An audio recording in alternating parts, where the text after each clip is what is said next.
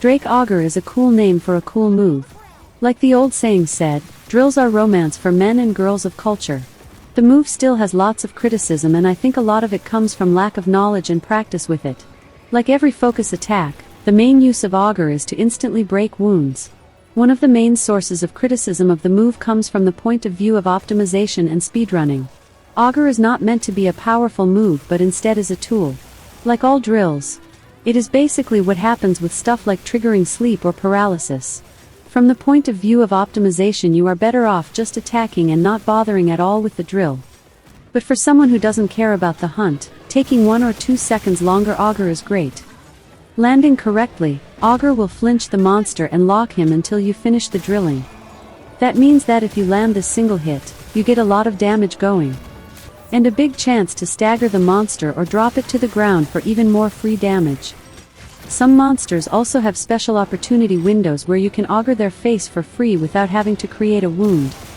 Examples of this are Ray, Bala, and Jin. And dudes, I'm going to be real here. I love the tactic of the move when I connect it. I'm addicted to it. Now, I'm like hearing you scream in the distance. But man, the reason why I hate it is because I always miss it. Here come I with some tips. The most important thing to know is how the move has changed from the beta. In the beta, when you pressed or holded the button, you got a ridiculous short step and stayed there looking dumb. Now, if you do it, usually holding forward just because it feels natural, you will instead run a lot forward before stopping even if you aren't hitting anything. The problem a lot of people have is that they try to use the move too close to the monster and they run through it missing the chance to hit anything at all.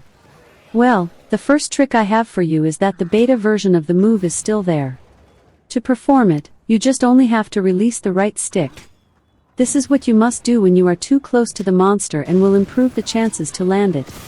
After you start moving, you don't need to keep holding the stick.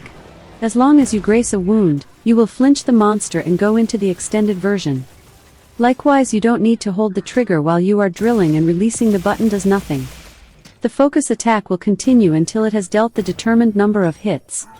Another thing a lot of people are missing because of this is that you can end the move earlier. To do this, you only have to tap the focus attack button again after making contact with a wound, and then your hunter will skip to the end of the move firing a wormstake cannon. This is great if you know that the wound you are hitting is not going to cause a knockdown and want to get done with it the earliest. If you don't have any reason to finish it earlier, I recommend letting it finish by itself. Letting it drill will land more hits, dealing extra damage and causing extra status if applicable. The wormstake part of the attack behaves like a regular wormstake and can't deal status. The theme of status and elemental damage is also interesting for the Auger. The drilling is divided into 4 phases. The first one is the stake reload and initial stab. This reload can't be avoided and is just there to make the move slower. Good thing is that it is a real reload. If you don't have a stake and don't want to do a full reload for whatever reason, you can use this move. After that comes out the initial stab that has the properties of any other melee attack. Then there is the first part of the drilling. If you don't hit a wound, you can hit up to 8 times. This is true regardless of whether you are doing the static or the version where you move forward. At any moment of the second or third part, you can cancel the Auger by evading or guarding, being almost an instantaneous way to defend yourself and to not waste time if you know you aren't going to hit anything. The third part happens if any of the previous hits lands into a wound. The monster will flinch and will not initiate new attacks until the focus is over. Then you can choose to go into directly tapping again the focus attack button or wait it to end. Regardless of what happens, your hunter will launch a wormstake. The part will be broken at that moment if it is not destroyed while the drilling, and the move will end. While parts 2 and 3 you get a bit of control of the move by moving the camera staying in focus mode.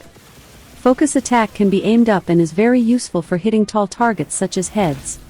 But unless you hit a wound, you will be unable to turn around freely.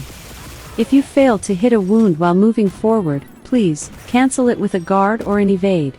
Don't try to turn around. But the very moment you grace at least one wound, you suddenly gain freedom to rotate in any direction while moving forward. In this time, if you happen to hit multiple wounds, you will destroy all of them. This can be bad if your objective is to provoke multiple staggers. It is good if you just want to destroy wounds faster for materials. After finishing the Auger, you can combo it into a fast wyvern fire. Another of the reasons why Auger is so important for Gunlance is this. Thanks to the flinch and the possible knockdown, you get an opportunity to land a wyvern fire almost for free, more so if you have artillery 3.